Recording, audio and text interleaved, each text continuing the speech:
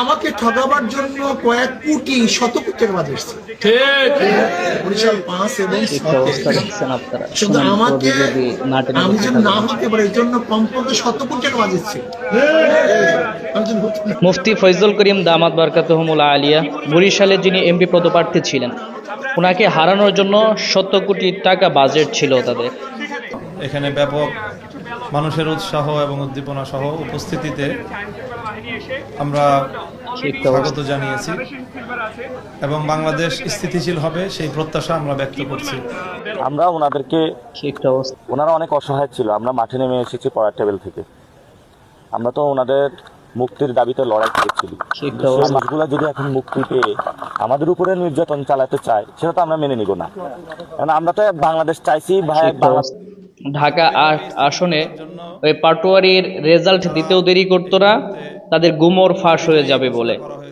এই কি বলে মোহাম্মদপুর 13 আসনে আল্লামা মামুনুল হক সাহেব, আমরা তো জানি যে তিনি সব দিক থেকেই এগিয়ে, কিন্তু পরবর্তীতে মিডিয়াতেও নিউজ আসলো যে মামুনুল হক সাহেব বিজয় হয়েছেন, কিন্তু পরবর্তীতে গিয়ে দেখি যে এটাকে তারা কাটছাট করেছে। কাটছাটের ভিডিও তো আমাদের এখানে আছে।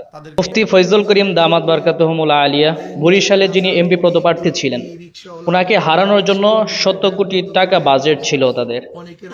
কেন যেন আল্লামা মামুনুল হক, মুফতি ফয়জুল করিম, এই দুইজন যদি সংসদে যায়, হ্যাঁ অন্যান্য ওলামায়ে কেরাম গিয়েছেন সেখানে, তারাও কাজ করবে, কিন্তু এই দুইজন যদি যায়, এই বাংলার জনগণ জানে এই দুইজন মানুষ যদি সংসদে থাকে, আল্লাহর রহমতে সংসদে কোনো বিল ইসলামের বাইরে পাস হতে পারবে না, তারা কথা বলবেই, এটাই বাস্তবতা।